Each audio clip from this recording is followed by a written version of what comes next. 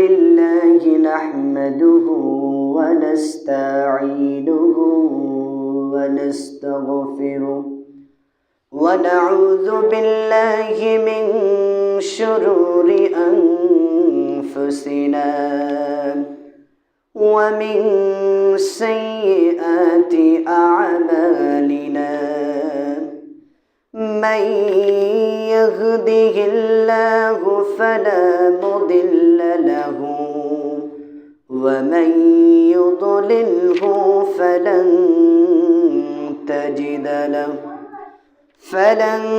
تجد له وليا مرشدا ونشهد أن لا إله إلا الله وحده لا شريك له ونشهد أن سيدنا سندنا ومولانا وأولانا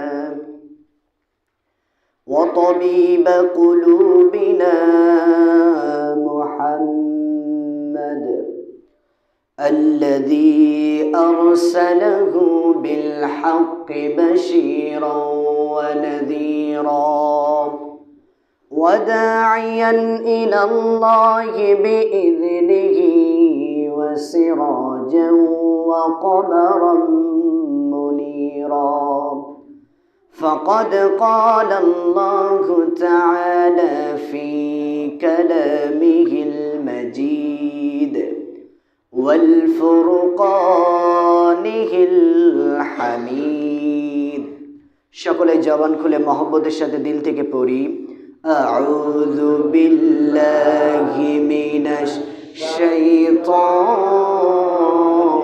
الرجيم بسم الله الرحمن الرحيم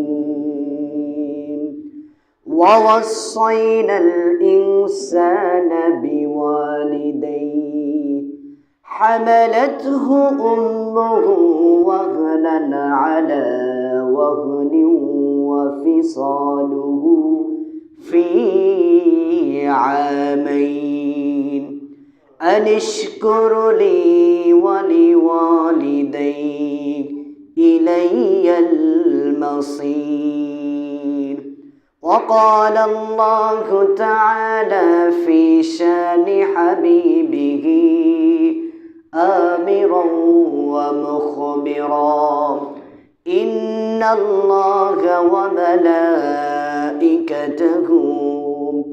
يصلون على النبي يا أيها الذين آمنوا صلوا عليه وسلموا تسليما اللهم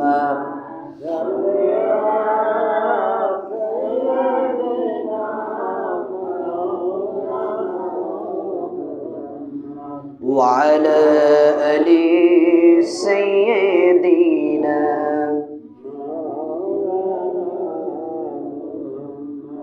اللهم صل على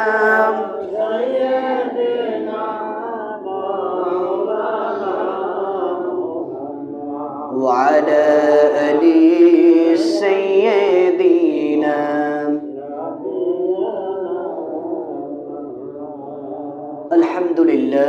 আলহামদুলিল্লাহ সম্মানিত দিনদার পরহেজগার আল্লাহ প্রিয় কোরআন প্রিয় জুমার নামাজ প্রিয় দূর দূরান্ত থেকে হেঁটে আসা আগত মুসল্লিবিন্দু সকলকে আমার অন্তরের স্থল থেকে আন্তরিক সালাম আসসালামু আলাইকুম ওয়া রাহমাতুল্লাহ। আল্লাহ পাক রব্বুল আলামিন তাবারক তাআলার দরবারে লাখো কোটি শুকরিয়া কৃতজ্ঞতা যেই মহান রব্বুল আলামিন আমাদেরকে অত্যন্ত ভালোবেসে মহব্বত করে দুনিয়ার সমস্ত কাজ থেকে ফারেক করে কোরআন শোনার জন্য জুমার নামাজ আদায় করার জন্য আল্লাহ তাআলা মসজিদের জন্য কবুল করে নিয়েছেন। এজন্য শুকরিয়া আদায় করি, সকলে বলে আলহামদুলিল্লাহ। আর জোরে সোরে বলে আলহামদুলিল্লাহ। আল্লাহ পাক রব্বুল আলামিন তাবারক তাআলার দরবারে যাবতীয় কিছুর প্রশংসা, সকলে বলে আলহামদুলিল্লাহ। সম্মানিত উপস্থিতি, ভূমিকা নিব না, ভূমিকা নিলে আমাদের আলোচনা কভার করা যাবে না, যেহেতু অনেক কথা থাকে। কিন্তু জুমার আলোচনার সংক্ষিপ্ত সময়ের মধ্যে সমস্ত আলোচনা তুলে ধরা যায় না, শুধু একটু টাচ দিয়ে চলে যাব ইনশাআল্লাহ। আজকের আলোচনা কোরআন শরীফের সূরা লুকমান। কোন সূরা? সূরা লুকমান, 31 নম্বর সূরা। সূরা লুকমানের 14 নম্বর আয়াতে মুকাদ্দাসা আমি তেলাওয়াত করেছি। এই আয়াত থেকে কিছু কথা বলবো ইনশাআল্লাহ। আল্লাহ তাআলা আমাকে বলা এবং আপনাদেরকে শোনার তৌফিক দান করুক, সকলে বলি আমিন। আজকের আলোচনার বিষয় হচ্ছে পিতামাতার প্রতি সন্তানের কি দায়িত্ব এবং কর্তব্য রয়েছে। আল্লাহ তাআলা আমাদের জন্য নেয়ামতপূর্ণ দুইটা জিনিস দিলেন, একটা হচ্ছে মা আর একজন হচ্ছে বাবা। এই দুইটা জিনিসের সঙ্গে আমরা কেমন আচরণ করব, এটা আল্লাহ তাআলা আমাদেরকে শিক্ষা দিবেন। আমরাও এখন শিক্ষা নিব কোরআন থেকে, ঠিক কিনা? আল্লাহ পাক রব্বুল আলামিন তাবারাক তাআলা বলেন, ওয়াসাইনাল ইনসানা বিওয়ালিদাইহি হামালাতহু উম্মুহু ওয়াহনান আলা ওয়াহনিন ওয়া ফিসালুহু ফি আমাইন। দুনিয়ার মধ্যে যারা তোমাদের পিতামাতাদেরকে পাবা, যাদের বয়স হয়ে যাবে, বার্ধক্যকালে যখন তোমার পিতামাতার বয়স শেষের দিকে চলে যাবে, ওই সময় যখন তোমরা তোমাদের পিতামাতাদেরকে পাবা, তাদের সঙ্গে সুন্দর আচরণ করো।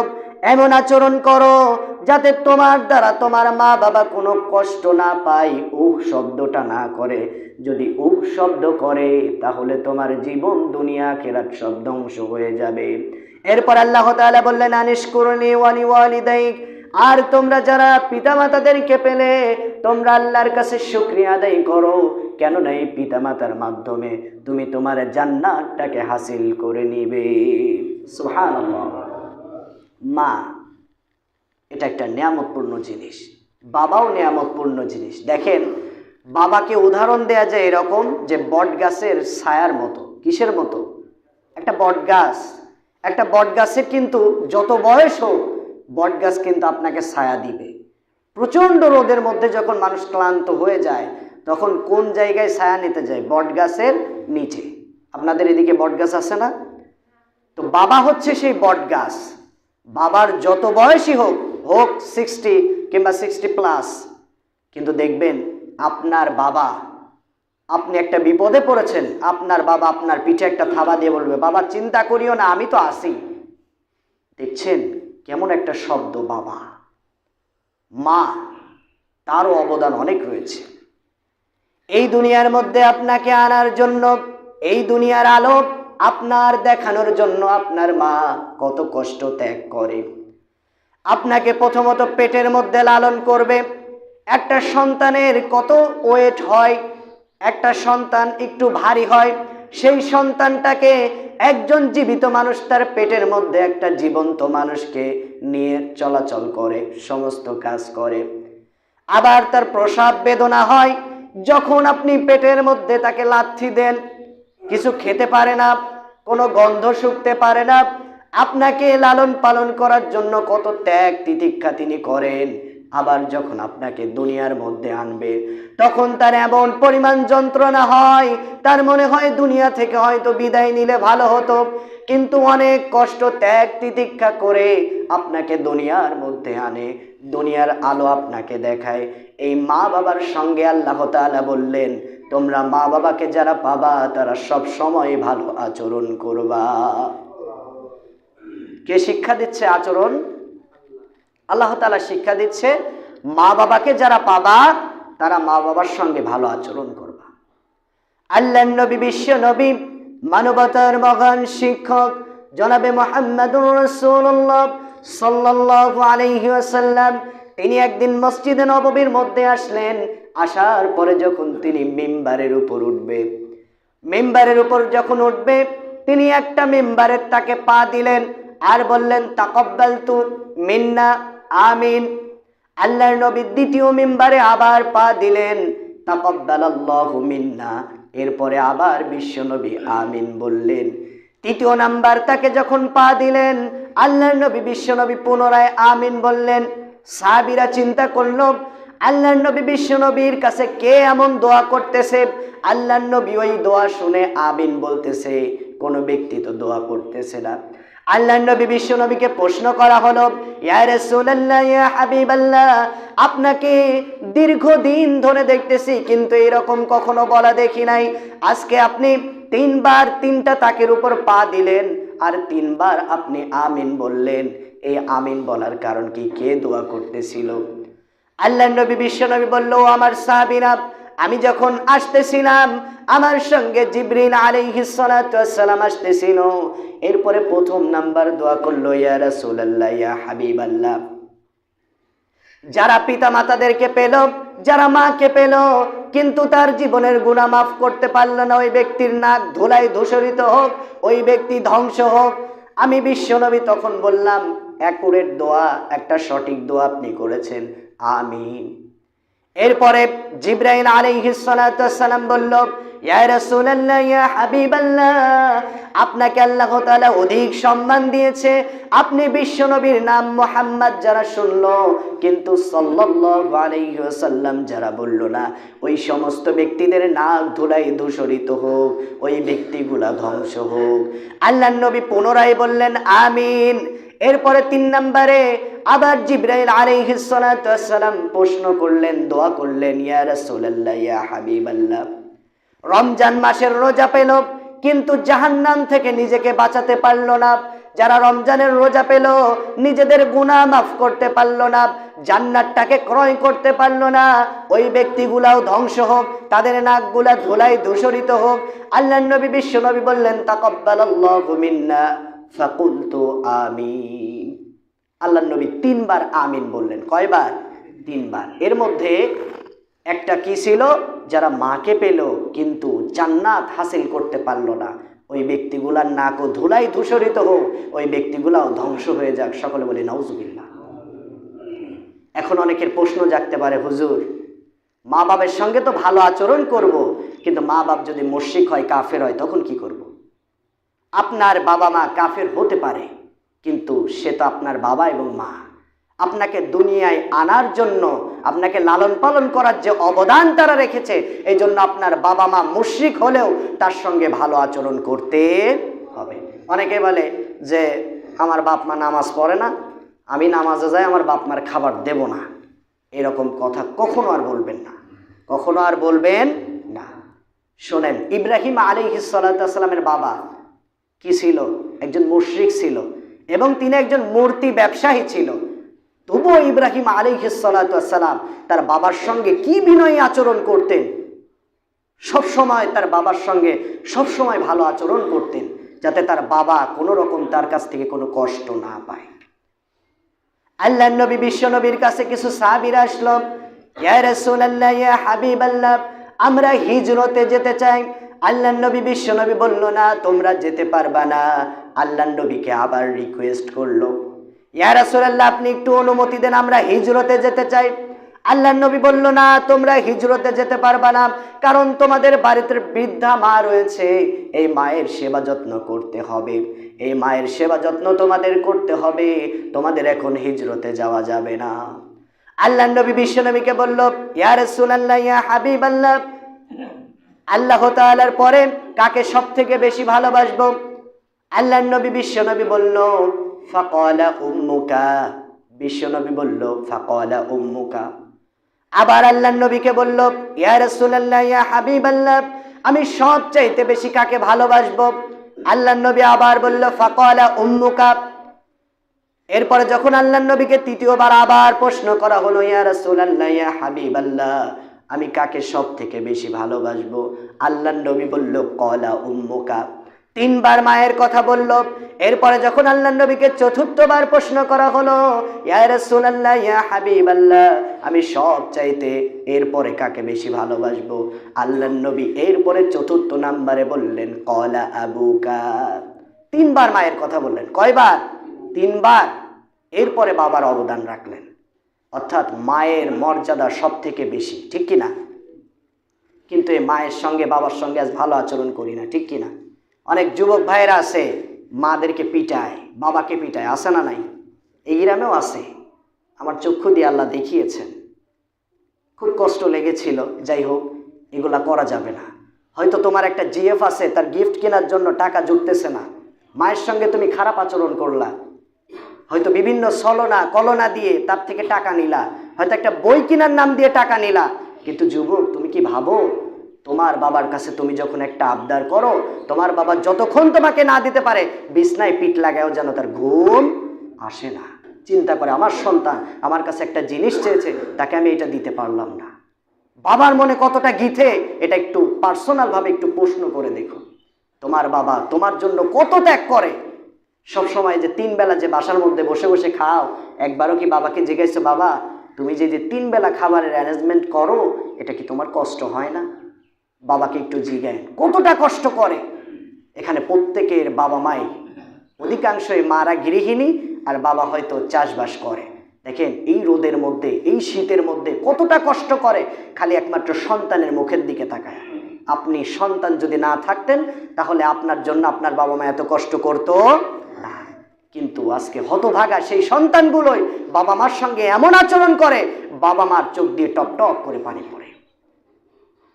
আর আমাদের দেশে তো মাশাআল্লাহ, হিন্দুদের খাইছে মায়ে আর মুসলমানদের খাইছে বাবায়। নিজের বাবা একটা মশারি পায় না, কষ্ট করে মশার কামড়ে, অথচ যেই বাবা মারা গেছে 14 বছর আগে, সেই বাবার কবরের উপর যায় মশারিটা নাই, আমার বাবার মশাই কামড়াবে। আপনার ঘরে আপনার মা কি খেলো কি না খেলো এটার খোঁজ আপনি নেন না, অথচ ওই বাবার কবরে যায় সিন্নি দেন, আমার বাবার সোয়াব হবে। আপনার ঘরের মধ্যে একটা এলইডি বাল্ব নাই, আপনার মা একটা মোমবাতি পায় না, আপনার বাবা একটা মোমবাতি পায় না, একটা ছোট্ট কুড়ে ঘরের মধ্যে কোন রকম জীবনযাপন করে, সেই মা বাবার আপনি খোঁজ নিলেন না, অথচ ওই কবরের উপর যায় বাতি ধরায়, আমার বাবা কষ্টে থাকবে। এই সমস্ত যারা করে এদের কপালে জুতার বাড়ি। কিসের বাড়ি? আর এই সমস্ত আকড়াগুলো ভেঙে উড়ায় দিতে হবে। এগুলাই আমাদের মুসলমানদের কাছে ধ্বংসের দিকে নিয়ে যাচ্ছে। কথা বলেন ঠিক কিনা? আমরা নিজেরা সংশোধন হই। আপনার পীর আপনার বাবা মা। আপনার পীর কে? আপনার বাবা মা। পীর মানে হচ্ছে উস্তাদ। পীর মানে কি? উস্তাদ। আপনার বাবা মার সঙ্গে ভালো আচরণ করবেন, আপনার জীবন খুলে যাবে। বাবা মার দোয়া হচ্ছে মুস্তাজাবুদ দাওয়া। একটা গল্প বললে বুঝতে পারবেন মুস্তাজাবুদ দাওয়া কি জিনিস। একজন ব্যক্তি ছিল আহমদ ইবনে হাম্বল রাহমাতুল্লাহি আলাইহি। তিনি একজন আল্লাহর বড় বুজুর্গ ব্যক্তি। তিনি একদিন সফরে গিয়েছে, বাহিরের রাষ্ট্রে সফর করার কারণে তিনি থাকার জায়গা খুঁজে পাচ্ছেন না। কোথায় থাকবে, কিভাবে রাত্র যাপন করবে, মসজিদগুলোতেও যেন তালা ঝুলায় দিয়েছে। তিনি দেখলেন একটা ছোট্ট ঝুপটির মধ্যে একজন যুবক, তিনি রুটি বিক্রেতা, তিনি রুটি বানাচ্ছে, একটা করে রুটি বানাচ্ছে খামির থেকে, আর বলতেছে আস্তাগফিরুল্লাহ। আবার যখন রুটিটা সেকার জন্য ওই তাওয়া বলেন না কি বলেন আপনারা, তাওয়ার উপর দিচ্ছে, ওই সময় বলতেছে আস্তাগফিরুল্লাহ। আবার যখন রুটিটা সেকার পরে যখন আবার ওই ঝুড়ির মধ্যে রাখতেছে, তখনও বলতেছে আস্তাগফিরুল্লাহ। যখন আহমদ ইবনে হাম্বল রহমতুল্লাহি আলাইহি তিনি এটা দেখলেন, দেখার পরে তিনি ওখানে একটু গেলেন, যাওয়ার পরে বললেন, যুবক আমি তো মুসাফির ব্যক্তি, আমার থাকার মতন কোনো জায়গা নাই, তো আমি একটু রাত্র যাপন করতে চাচ্ছিলাম, তো তোমার এই আগুনের তাপ একটু নিব আর এখানে দাঁড়িয়ে থাকবো, তুমি কি কষ্ট বোধ করবা? যুবক বলতেছে, না না না না, সমস্যা নাই, আপনি এখানে দাঁড়ান, বরঞ্চ আমার ভালোই হবে, আমি একজন সঙ্গী পেলাম, আমার রাত্রর সময়টা একটু তাড়াতাড়ি কেটে যাবে। তখন বলল, আচ্ছা যুবক, তুমি যে বারবার আস্তাগফিরুল্লাহ পাঠ করতেছো, তোমার সমস্ত দোয়াকে আল্লাহ কবুল করে? বলল, জনাব আমার সমস্ত দোয়া আল্লাহ কবুল করছে, কিন্তু একজন ব্যক্তির দেখার জন্য আমি আল্লাহর কাছে দোয়া করেছি, হয়তো এটা এখনো গ্রান্টেড হয় নাই। বলে, কাকে দেখার জন্য? বলে, শুনেছি এই যুগের বিদগ্ধ একজন আলেম, যার নাম হচ্ছে আহমদ ইবনে হাম্বল রাহমাতুল্লাহি আলাইহি, আমি শুনেছি ব্যক্তিটা অনেক ভালো একজন মানুষ, আমি তার একটু সহবত নিতে চেয়েছি, তার সঙ্গে দেখা করতে চেয়েছি, হয়তো এই দোয়াটা আল্লাহ কবুল করে নাই। আহমদ ইবনে হাম্বল তাকে বলল, যুবক এদিকে আসো, এদিকে আসো। জড়ায় ধরলো, ধরে বলল, ও যুবক, তোমার এই দোয়াটাও আল্লাহ কবুল করেছে, আমি সেই ব্যক্তি আহমদ ইবনে হাম্বল। সকলে বলে সুবহানাল্লাহ। এইটা হচ্ছে মুস্তাজাবুদ দাওয়া। এটা কি? মুস্তাজাবুদ দাওয়া। আপনার বাবা মাও আপনার জন্য মুস্তাজাবুদ দাওয়া। তিনি যদি দোয়া করে আপনার কপাল খুলে যাবে, আর তিনি যদি বদদোয়া করে তাহলে আপনার জীবনটা খুলবে না। যেটা বলতেছিলাম, বাপ মার সঙ্গে কেমন আচরণ করতে হবে? ভালো আচরণ। যুবকরা সংশোধন হয়ে যাও। একদিন তুমিও বাবা মা হবা, সেদিন দেখবা তোমার সন্তানের যখন টিকা দেওয়ার জন্য ইনজেকশন পুশ করবে, দেখবা তোমার চোখ দিয়ে টপ টপ করে পানি পড়বে। তোমার বাবা মারও তোমাকে যখন ইনজেকশন দিয়েছিল ওইভাবেই টপ টপ করে পানি পড়েছিল। এই জন্য মানুষ বুঝে, তবে সময় চলে গেলে বাপ মা কত সুন্দর একটা আজিম নেয়ামত, এই নেয়ামতটা আমরা পাওয়ার পরে আমরা শুকরিয়া করি না, যখন চলে যায় তখন ভাবি হায় হায়, যেই বাবা আমার পিঠে থাবা দিয়ে বলতো বাবা চিন্তা করিস না, আমি আসি তোর সমস্ত সমস্যার সমাধান করব, সেই বাবা এখন আর বলবে না। এই জন্য সাবধান হয়ে যান। যেটা বলতেছিলাম, বাপ মার সঙ্গে ভালো আচরণ করতে হবে। হযরত আবু হুরায়রা রাদিয়াল্লাহু তাআলা আনহু ছোট্ট মানুষ, একদিন কাঁদতে কাঁদতে আল্লাহর নবী বিশ্ব নবীর দরবারে আসলেন। আসার পরে বললেন, ইয়া রাসূলুল্লাহ, ইয়া হাবিবাল্লাহ, আমার মা আমাকে মেরেছে। বিশ্ব নবী বললেন, ও আবু হুরায়রা, তোমার মা তোমাকে কেন মেরেছে? বিশ্ব নবী যখন এই প্রশ্ন করলেন, আবু হুরায়রা বলল, ইয়া রাসূলুল্লাহ, ইয়া হাবিবাল্লাহ, আপনার দরবারে আমি শিক্ষা নিতে আসি, ইসলাম গ্রহণ করার জন্য আসি, এইটা আমার মা পছন্দ করে না, এই জন্য আমাকে মেরেছে। আল্লাহর নবী বিশ্বনবী বলল, তোমার মা যদি তোমাকে নিষেধ করে তাহলে তোমাকে আসার দরকার নাই, কেননা মায়ের ক্ষেত্রে আমি নবী কোনো কথা বলতে পারবো না। আবু হুরায়রা বলল, ইয়া রাসূলুল্লাহ, ইয়া হাবিবাল্লাহ, আপনি না হয় আমার মাকে মারতে আপনি নিষেধ করলেন, কিন্তু আপনি তো দোয়া করতে পারবেন, দোয়া করায় কোনো বাধা নাই, আপনি একটু আমার মায়ের জন্য দোয়া করবেন, আল্লাহ যাতে তার ইসলামের মধ্যে দাখিল করে। আল্লাহর নবী বিশ্ব নবী দুইটা হাত উঁচু করে যখন আবু হুরায়রার মায়ের জন্য দোয়া করতে শুরু করলেন, আবু হুরায়রা সিটকে যেন একটা দৌড় দিলেন। মানুষজন ভাবলো, সাহাবীরা ভাবলো, আবু হুরায়রার কি হয়ে গেল, আবু হুরায়রা এরকম দৌড়াচ্ছে কেন? আবু হুরায়রাকে যখন প্রশ্ন করা হলো, আবু হুরায়রা তুমি কেন দৌড়াচ্ছ? আবু হুরায়রা বলে, আল্লাহর নবী আমার মায়ের জন্য দোয়া করতেছে, আমি বাড়িতে এই জন্য দৌড়াচ্ছি, আমি আগে পৌঁছাই না আল্লাহর নবী বিশ্ব নবীর দোয়া আমার বাড়ির মধ্যে পৌঁছায়, এইটা দেখার জন্য আমি দৌড় দিয়েছি। যখন আবু হুরায়রা বাড়ির মধ্যে চলে গেলেন, যাওয়ার পরে তিনি লক্ষ্য করে দেখলেন বাড়ির মধ্যে কেমন যেন স্তব্ধ একটা। বাড়ির মধ্যে গিয়ে তার মাকে যখন ডাক দিলেন, মা বলে, তার মা যেন আওয়াজটা একটু নরম হয়ে গিয়েছে। যে কর্কশ একটা আওয়াজ তার মা তার সঙ্গে করত, সেই আওয়াজটা আজকে নাই, যেন আওয়াজটা নীরব নিথর হয়ে গিয়েছে। তার মা বলল, বাবা একটু অপেক্ষা করো, আমি বের হয়ে আসতেছি। এরপরে তিনি রুম থেকে বের হয়ে আসলেন। আসার পরে বলল, আবু হুরায়রা, তুমি আমাকে ক্ষমা করে দিবা, তোমাকে অনেক অত্যাচার আমি করেছি, চলো আমাকে নিয়ে চলো ওই ব্যক্তির দরবারে, যেই ব্যক্তির দরবারে গিয়ে তুমি ইসলাম শিক্ষা গ্রহণ করো। আমি ওই দরবারে যেতে চাই, ওই দরবারে শুধু যেতে চাই না, আমি তার হাতে হাত রেখে মুসলমান হতে চাই। সুবহানাল্লাহ।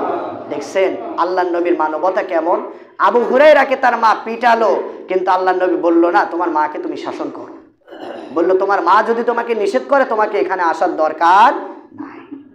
আল্লাহর নবীর দোয়ার বরকতে তার মাও ইসলামের ছায়াতলে এসেছিলেন।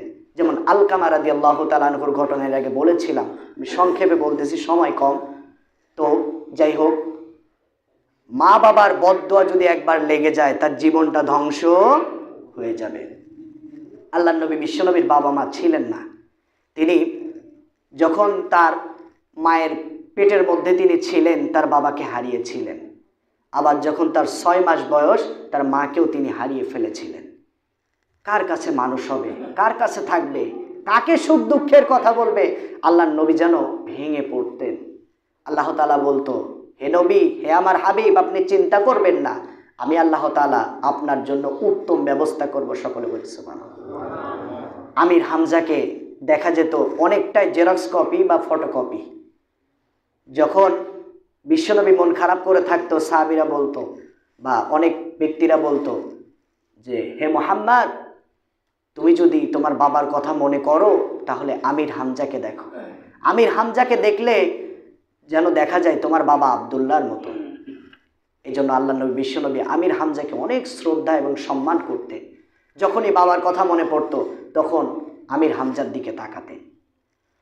আল্লাহর নবী বিশ্বনবীর চাচা আমির হামজাকে অতসীব বল্লভের তীরের আঘাত দিয়ে যখন আমির হামজাকে শহীদ করে দেয়া হলো, তার নাকগুলো, হাতের নখগুলো কাটা হলো, এইগুলা কেটে কেটে একটা মালা তৈরি করলো। মালা তৈরি করার পর ওই যে হিন্দা আবু সুফিয়ানের স্ত্রী তার কলিজাটা বুকটা ফেরে বের করলো, বের করে চিবায়ে চিবায়ে উহুদের ময়দানে ফেলে দিল। আল্লাহর নবী বিশ্ব নবীর ইসলামের সায়াতনে যখন ইসলাম গ্রহণ করলো, আল্লাহর নবী বলতো, অতসী আমার সামনে তুমি কখনো বসবা না, সব সময় আমার পিছনে বসবা, কেননা তোমার দিকে যখন আমি বিশ্ব নবী তাকাই তখন আমার চাচা আমির হামজার ওই ক্ষত বিক্ষত চেহারাটা ভেসে ওঠে, আমি যেন সহ্য করতে পারি না, আমার হৃদয়টা ভেঙে যায়। এই জন্য অতসী তুমি আমার পিছনে বসবা, যেন আমার চাচা আমির হামজার কথা আমার মনের মধ্যে কখনো না আসে। কেমন মানবতা আমির হামজার সঙ্গে আল্লাহর নবী করেছিলেন।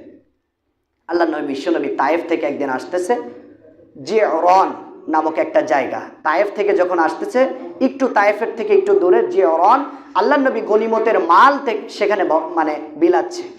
ওই সময় সাহাবীরা দেখলো একজন মানুষ আসলো, একজন মহিলা আসলো। আল্লাহর নবী নিজের গায়ের চাদরটা তিনি পারলেন, পেরে তাকে বসতে দিলেন। আল্লাহর নবী সমস্ত কাজ বন্ধ করে দিলেন, এরপর ওই মহিলাকে সময় দিলেন, এরপরে তাকে আবার সুন্দর করে আগায় দিয়ে আসলেন। আল্লাহর নবী সাহাবীরা চিন্তা করলো, কি এই মহিলা? আল্লাহর নবী সামনে এসে বসলো, আল্লাহর নবী চাদর বিছায় দিল, আবার তাকে সুন্দর করে আগায় দিয়ে আসলো। আল্লাহর নবীর কাছে প্রশ্ন করলো, ইয়া রাসূলুল্লাহ, ইয়া হাবিবাল্লাহ, এই মহিলাটা কে, যাকে আপনি এত সম্মান করলেন? আল্লাহর নবী বিশ্বনবী বলল, শোনো, আমার মা 6 মাস বয়সে তিনি দুনিয়া থেকে বিদায় নিয়েছিলেন, আর এটা হচ্ছে আমার দুধমা হালিমাতুস সাদিয়া রাদিয়াল্লাহু তাআলা আনহা। আমি এই মায়ের স্তন থেকে দুধ পান করেছি, এই মায়ের স্নেহ ভালোবাসা নিয়ে আমি বড় হয়েছি। এটাই হচ্ছে আমার দুধমা হালিমাতুস সাদিয়া, যার কোলের মধ্যে আমি মানুষ হয়েছি। এই জন্য আমার মা যখন এসেছে তাকে আমি সম্মান করেছি। এই জন্য পিতা মাতার সঙ্গে সবসময় ভালো আচরণ করতে হবে। একটা ঘটনা বলে শেষ করবো ইনশাল্লাহ, আলোচনা অনেক ছিল, আসলে 20 মিনিটের মধ্যে সমস্ত কিছু কভার করা সম্ভব না। একজন আল্লাহর ওলি ছিল, তার নাম হচ্ছে জুরাইস। কি নাম ছিল? জুরাইস। তিনি একজন আল্লাহর বুজুর্গ ব্যক্তি ছিল, যাকে বলা হতো যে সিয়ামুন নাহারি কিয়ামুল লাইল, অর্থাৎ সারা রাত্র তিনি ইবাদত করত আর সারাদিন তিনি রোজা রাখত। জুরাইস তিনি জঙ্গলের মধ্যে থাকে। একদিন তিনি নামাজে দাঁড়ালেন, নামাজে দাঁড়ানোর পরে তিনি নফল নামাজ আদায় করতেছে। তার বৃদ্ধা মা তার সন্তানটাকে দেখার জন্য ছটফট করে। একদিন, 2 দিন, 3 দিন পরে তার মা জঙ্গলের মধ্যে চলে আসলো সন্তানকে দেখার জন্য। তিনি নফল নামাজরত অবস্থায় আছে, কিন্তু তিনি জানেন না মা যদি ডাকে নফল নামাজটাও বাদ দিয়ে দিতে হবে, আমাকে মায়ের সঙ্গে দেখা করতে হবে। তিনি চিন্তা করলো, মা ডাকে ডাকুক, আমার কাছে নামাজটা আগে ইম্পর্টেন্ট, এরপরে আমি মায়ের সঙ্গে দেখা করব। মা অনেক কষ্ট সাধ্য ত্যাগ করে যখন জঙ্গলের মধ্যে সন্তান জুরাইসের সঙ্গে দেখা করতে আসলো, তার মা যেন চিৎকার করে তাকে ডাক দিল, সন্তান কোনো সাড়া দিল না। তার মা একটু কষ্ট পেল, কষ্ট পাওয়ার কারণে একটা বদদোয়া করলো, ও আল্লাহ, যেই সন্তান তার মাকে ফিরায় দিচ্ছে চোখে পানি নিয়ে, ওই সন্তানকে তুমি বেশ্যার ফিতনায় না ফেলে তুমি তাকে দুনিয়া থেকে বিদায় করো না। মা বদদোয়া করেছে, আল্লাহ কবুল করে নিয়েছে। আল্লাহ কি করছে? কবুল করে নিয়েছে। কিছুদিন পরে বাদশাহ তাকে ধরে আনার জন্য লোক পাঠালো। ওই সময়ে কিছু রাখাল ছিল, ওই জঙ্গলের মধ্যে বাস করত। ওই রাখালরা চিন্তা করলো, এই আল্লাহর বুজুর্গ ব্যক্তি যদি জঙ্গলের মধ্যে এইভাবে ইবাদত করতে থাকে, হয়তো জঙ্গলটা তার আন্ডারে চলে যাবে, আমরা রাখালরা কোথায় যাব, কি করব? এই জন্য রাখালরা চক্রান্ত সাজালো, একটা পাগলি মহিলাকে দিয়ে চক্রান্ত সাজালো। ওই মহিলার একটা সন্তান হলো, সন্তান হওয়ার পরে ওই রাজার দরবারে প্রস্তাব রাখলো। রাজার কাছে গিয়ে বলল, মহিলা, আমার এই সন্তানের বাবা হচ্ছে ওই জুরাইস, আমার সন্তানের বাবা জুরাইস। জুরাইস আমাকে গ্রহণ করছে না, আপনি এর একটা বিহিত করেন, বিচার করেন। এরপরে রাজা অর্ডার করলো, বেচারাকে অনেক ভালো মনে করতাম, আল্লাহর ওলি মানুষ, কিন্তু বেটা তো একটা বদমাইশ, তাকে ধরে আনো এবং তার যে আকরা, তার যে জায়গা, এই জায়গা ভেঙ্গে গুড়িয়ে দাও। তার জায়গা ভেঙ্গে গুড়িয়ে দেয়া হলো, জুরাইসকে ধরে আনা হলো। এরপরে যখন আনা হলো, জুরাইসকে বলতেছে, তুমি তো একজন প্রখ্যাত খারাপ মানুষ, তুমি একটা মেয়েকে তার সন্তান দিয়েছ কিন্তু তাকে বিবাহ করো নাই, এর একটা বিহিত তোমাকে করতে হবে, সন্তানের বাবা তোমাকে হতে হবে। জুরাইজ বলে আমি এই মহিলাকে চিনি না, তাকে জানি না, আমাকে ফাঁসানো হচ্ছে, চক্রান্ত করা হচ্ছে। ওইদিকে রাখালরাও চক্রান্ত করতেছে যাতে এই জায়গা থেকে আল্লাহর ওলিকে তাড়ানো যায়। কি করা যায়? তাড়ানো যায়। আর ওইদিকে মায়ের বদদোয়া আল্লাহ কবুল করে নিয়েছে। কার পাল্টানে পড়েছে? একজন মহিলার পাল্টানে। আসলে রাখালরাই তাকে ব্যবহার করেছিল, যার ফলে তার পেটের মধ্যে একটা বাচ্চা এসেছিল। ওই বাচ্চা ভূমিষ্ঠ হয়েছিল, কিন্তু এটা জুরাইসের উপর চাপানোর জন্য চেষ্টা করেছিল। রাজা ঘোষণা দিয়ে দিল আগামীকাল হাজার হাজার মানুষের সামনে জুরাইসের ফাঁসি দেওয়া হবে। কার ফাঁসি দিবে? জুরাইসের। জুরাইসকে যখন জেলখানার মধ্যে ঢোকানো হলো, জেলখানার মধ্যে যখন তাকে নিয়ে গেল, জেলখানার মধ্যে নিয়ে যাওয়ার পর আল্লাহর কাছে সেজদায় পড়ে কাঁদতে শুরু করলো, আল্লাহ আমাকে ফাঁসি দিয়ে দিবে, আবার কোনো সমস্যা নাই, কিন্তু আমি জুরাইস একটা কলঙ্ক নিয়ে মরব, এইটা আমি জুরাইস চাই না। আল্লাহ তুমি একটা ব্যবস্থা করে দাও। আল্লাহ তাআলা একটা এলকা দিয়ে দিলেন, এলহাম দিয়ে দিলেন, একটা আওয়াজের মাধ্যমে জুরাইসকে বোঝালো, জুরাইস তোমার মা কিছুদিন আগে তোমার সঙ্গে সাক্ষাৎ করতে এসেছিল, কিন্তু তোমার মায়ের সঙ্গে তুমি সাক্ষাৎ করো নাই। তোমার মা আমি আল্লাহর কাছে আরজি করেছিল, একটা বদদোয়া করেছিল, আমি আল্লাহ তাআলা সেটা কবুল করে নিয়েছি, যার কারণে আমি আল্লাহ তাআলা তোমাকে বেশ্যার ফিতনায় ফেলে দিয়েছি। জুরাইস রাজার দরবারে প্রস্তাব রাখলো, আমার শেষ ইচ্ছা, আমার মার সঙ্গে আমি দেখা করতে চাই, আমার মাকে আপনি জেলখানার মধ্যে আনেন।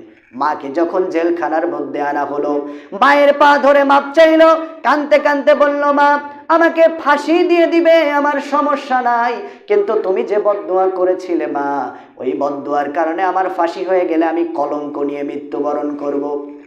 ও মা তুমি আমাকে ক্ষমা করে দাও।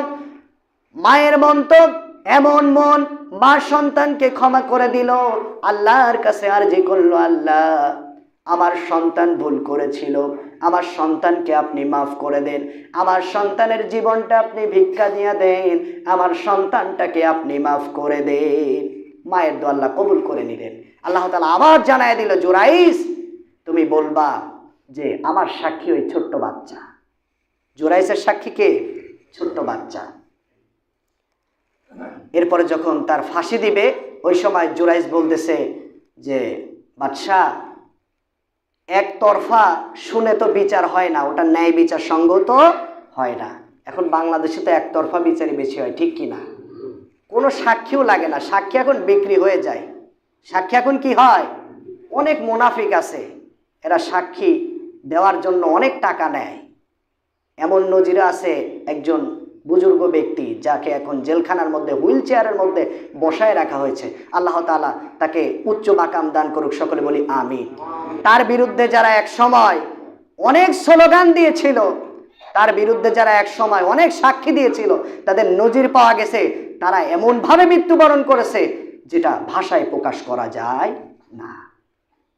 আল্লাহর নবীর পিছু লাগার কারণে যেমন আবু জেহেলদের অবস্থা করুণ হয়েছিল, তাদের এমনভাবে মৃত্যু হয়েছিল, লাঠি দিয়ে খুঁচায় খুঁচায় তাদেরকে ওই গর্তের মধ্যে ঠেলে দেওয়া হয়েছিল। তো আজকে তাদেরও একই অবস্থা হয়েছে। তো যেটা বলতেছিলাম, জুরাইস বলল যে বাদশা একতরফা তো বিচার হয় না, ওটা ন্যায় বিচার হয় না, আমারও তো সাক্ষীর প্রয়োজন আছে। তখন বলল তোমার সাক্ষীকে?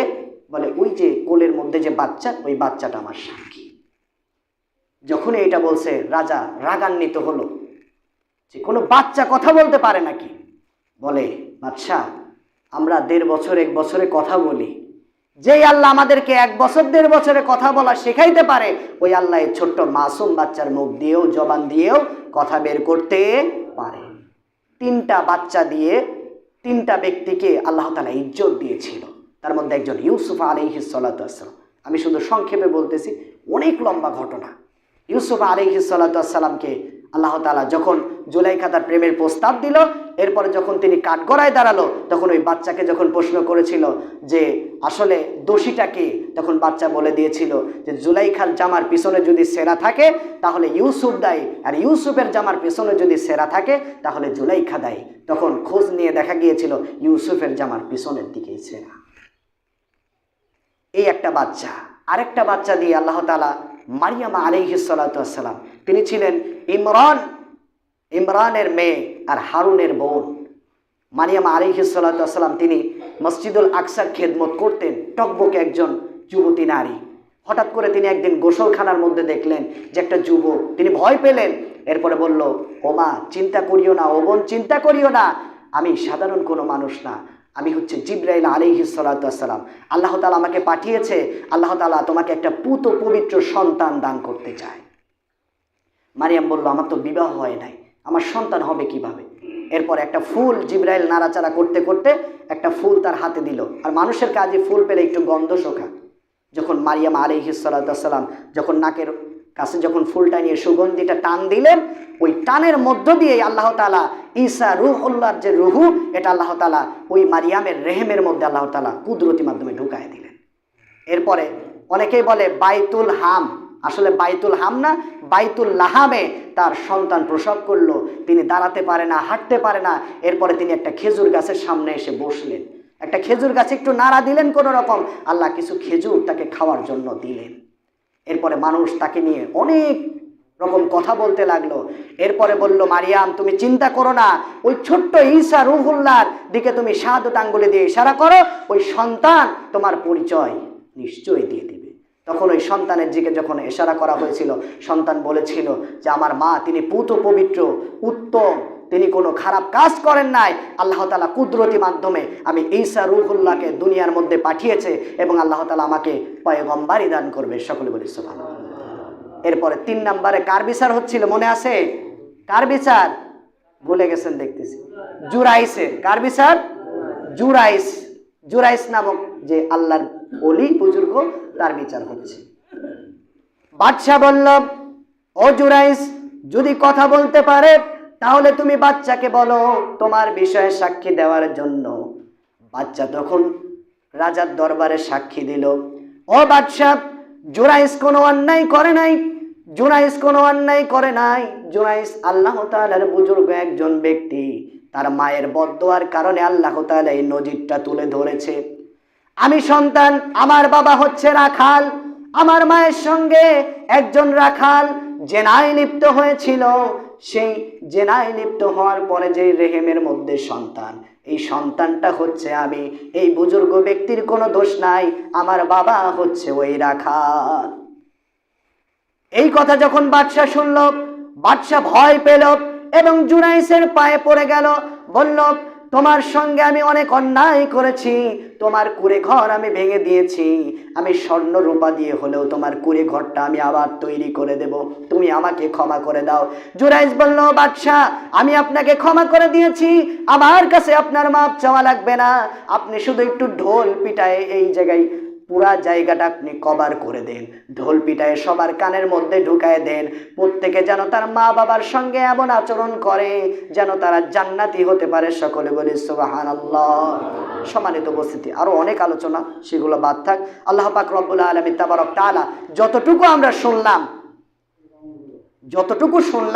আল্লাহ তাআলা যেন আমাদেরকে আমল করে পিতা মাতার সঙ্গে ভালো আচরণ করে আমাদেরকে দুনিয়া এবং আখিরাত দুইটাই হাসিল করার তৌফিক দান করে। সকলে বলি আমিন। ওয়া আখিরু দাওয়ানা আলহামদুলিল্লাহি রাব্বিল আলামিন। যারা সুন্নাত পড়েন নাই সুন্নাত পড়েন।